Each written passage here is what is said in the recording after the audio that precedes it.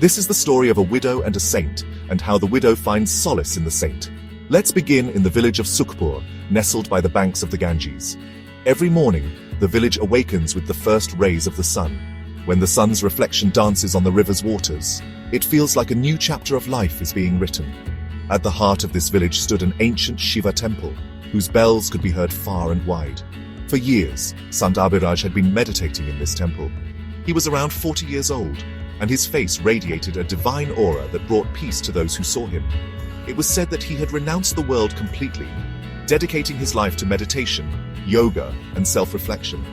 The villagers held him in great reverence and often came to the temple seeking his blessings. This story begins with a widow and a saint, and how the widow finds solace in the saint. As the sun rises over the Ganges River, the village of Sukhpur awakens to a serene and peaceful morning.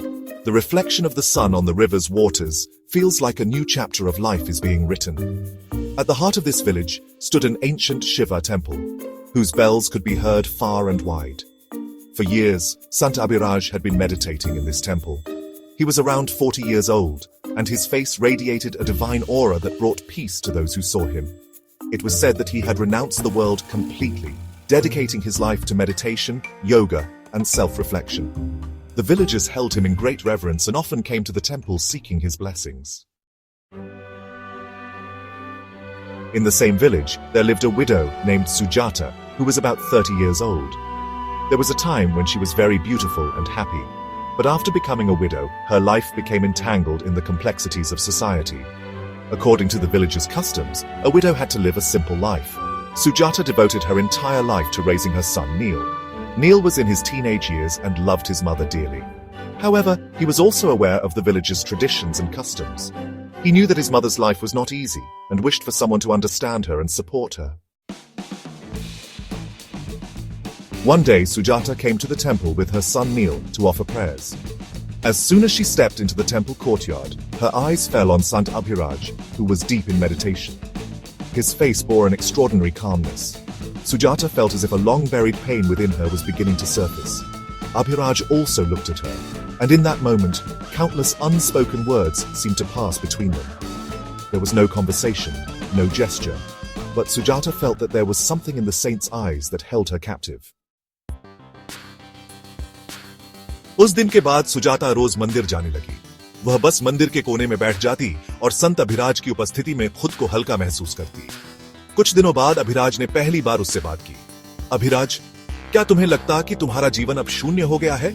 Sujata कुछ बोल नहीं पाई। उसने वर्षों तक यही माना था कि एक विधवा का जीवन अधूरा होता है, लेकिन अब संत के शब्दों ने उसे सोचने पर मजबूर कर दिया। धीरे धीरे उनकी बातचीत बढ़ने लगी। अभिराज ने उसे ध्यान और आत्म जागृति के महत्व के बारे में बताया। उन्होंने उसे यह समझाया कि जीवन में दर्द और कष्ट केवल बाहरी घटनाओं से नहीं आते, बल्कि हमारी अपनी सोच से भी उपज है।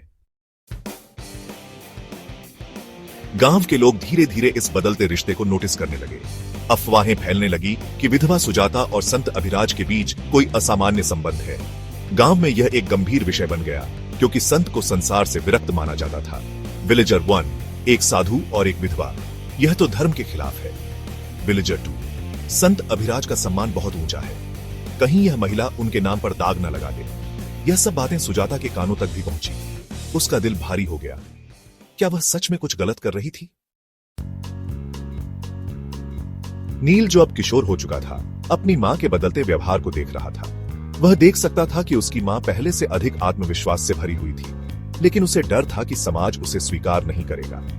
एक दिन उसने अपनी मां से कहा, नील मां, लोग आपकी और संत अभिराज की बातें कर रहे, यह हमारे लिए अच्छा नहीं होगा। सुजाता चुप रही, लेकिन वह समझ गई कि उसका बेटा चिंतित है। अब सुजाता के मन में द्वंद्व शुरू हो गया था। क्या उसे समाज के नियमों के अनुसार जीना चाहिए या अपने दिल की सुननी चाहिए? वह संत अभिराज के पास गई और पूछा, सुजाता, क्या मैं आपके लिए सिर्फ एक साधिका हूं या हमारे बीच कुछ और भी है? अभिराज, प्रेम केवल बाहरी स्वीकार्यता पर निर्भर नहीं करता, बल्कि यह आत्मिक जागरूकता से उपज है। उनके शब्दों ने सुजाता की सोच बदल दी। उसने महसूस किया कि उसका जीवन उसकी अपनी पसंद पर निर्भर करता है, न कि समाज की सोच पर। एक रात सुजाता ने अपने बेटे को पास बुलाया और कहा, सुजाता नी, मैं अब अपने जीवन को अपनी शर्तों पर जीना चाहती हूँ। मैं संत अभिराज से प्रेम नहीं करती, लेकिन उन्होंने मुझे जीवन का नया दृष्टिकोण दिया है। नील कुछ देर सोचता रहा, फिर धीरे धीरे उसने अपनी मां को समझना शुरू किया। गांव के लोग अब भी बातें कर रहे थे, लेकिन सुजाता को उनकी बातों की परवाह नहीं थी। उसने अपने भीतर की शक्ति को पहचान लिया था।